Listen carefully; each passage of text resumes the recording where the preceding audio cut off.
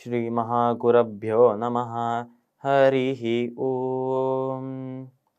சதாசிவசமாரம்பாம் சங்கராச்சார்யமத்யமாம் அஸ்மதாச்சாரியபர்யந்தாம் வந்தே குரு பரம்பராம். GeM டிவியின் அன்பர்களுக்கு எனது வணக்கங்கள்.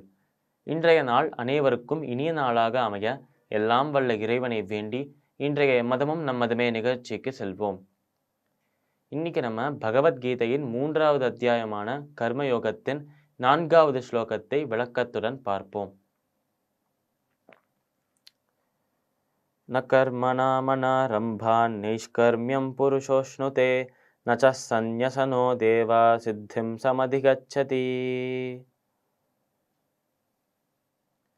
இந்த ஸ்லோகத்திற்குண்டான விளக்கம். இந்த ஸ்லோகத்தை நம்ம கிருஷ்ணர் அர்ஜுனனை பார்த்து சொல்றார். அதாவது போன ஸ்லோகத்தின் ஒரு தொடர்ச்சியாக, ஒரு கண்டினியூஷனாக தான் இந்த ஸ்லோகமும் இருக்கு. இந்த ஸ்லோகங்கள் எல்லாம் கிருஷ்ணர் எதுக்கு சொல்றார்? முன்னாடியே பார்த்தோம். இந்த அத்தியாயம் ஆரம்பத்தில் 2 ஸ்லோகங்கள் அர்ஜுனன் சொன்னார்.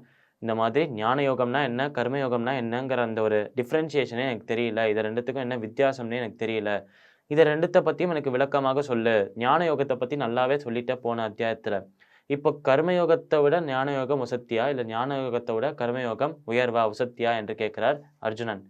மேலும் கேட்கிறாராம், இந்த விஷயங்களை பற்றிலாம் சொல்லிடு, கடைசியில் எனக்கு இந்த ஒரு டைலமாலேருந்து, இந்த ஒரு முடிவெடுக்க முடியாத தன்மையிலேருந்து எனக்கு ஒரு விடுதலை தரத்துக்கு ஒரு வழி என்னன்னு சொல்லு என்று நம்மளோட அர்ஜுனன் கேட்குறார் கிருஷ்ணரை பார்த்து. அந்த மாதிரி கேட்கறதுனால நம்ம கிருஷ்ணர் திருப்பியும் இந்த அத்தியாயத்தில் கர்மயோகத்தில் இந்த உலகத்தில் இருக்கிற பக்தர்கள் அனைவருமே ஒன்று ஞான யோகிகளாக ஞான யோகம்ங்கிற பாதையில் போகிறவளாக இருப்பான், இல்லை கர்மயோகிகளாக கர்மயோகம்ங்கிற பாதையில் போகிறவளாக இருப்பான். ஆனால் ஞான யோகிகளாக இருந்தாலும் சரி, கர்மயோகிகளாக இருந்தாலும் சரி, 2 பாதைகளும் வந்து ஒன்றா சேர்றது முக்தி மோட்சம் என்னும் ஒரு இடத்துல தான். இந்த முக்தி மோட்சம் என்பது எது?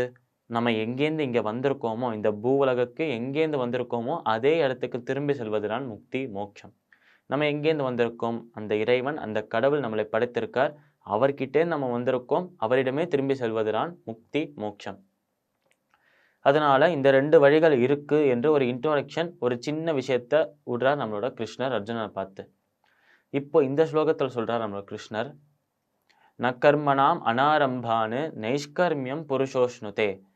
அதாவது நம்ம கிருஷ்ணர் சொல்றார், இப்போ கர்மயோகத்தில் இருக்கோம். கர்மயோகத்தில் நம்ம கடவுளை அடையணும்னா நிறைய பேருக்கு 2 டவுட் வரும்.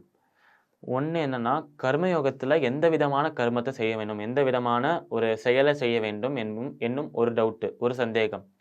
இன்னொரு சந்தேகம், நிறைய பேர் சன்னியாசிகளாக மாறி இந்த இடத்த விட்டு, இந்த உலகத்தை விட்டு, இந்த மக்கள் நடமாட்டமே இல்லாத காட்டுக்கோ இல்லை மலையில் இருக்கிற குகைக்கோ, இந்த மாதிரி பல இடத்துக்கு, ஆற்றின் கரையிலையோ, இந்த மாதிரி பல இடத்துல போய் நிம்மதியை தேடி போறா என்று பார்த்தோம்.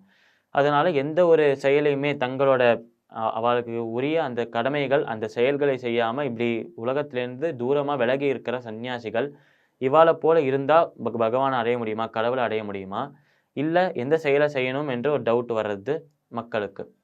இந்த 2 டவுட்டுக்கும் கிருஷ்ணர் சொல்கிறார், ந கர்மணாம் அனாரம்பானு நைஷ்கர்மியம் புருஷோஷ்ணுதே. அதாவது எந்த ஒரு செயலையும் செய்யாமல் இருக்கிறதுனால ஒருத்தனுக்கு மோட்சம், ஒரு முக்தி கிடைக்கவே கிடைக்காது.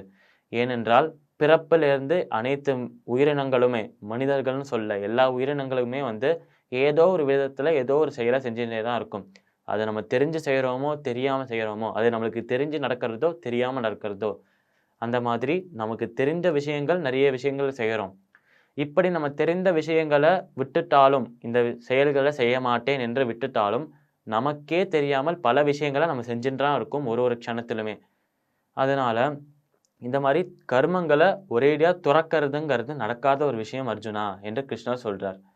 ந கர்மணா மனாரம்பானு நைஷ்கர்மியம் புருஷோஷ்ணுதே நச்ச சந்நியசனோ தேவா சித்திம் சமதி கச்சதி. இன்னொன்று, பல பேர் சன்னியாசிகளாக மாறுவோம், சந்நியாசம் வாங்கின்னு போவோம் என்று போவா. ஆனால் அப்படி சென்றாலும் நம்மளால் மோட்சம், நமக்கு முக்தி என்பது கிடைக்காது, நம்ம பகவானை சென்று அடைய முடியாது என்று சொல்றார் கிருஷ்ணர்.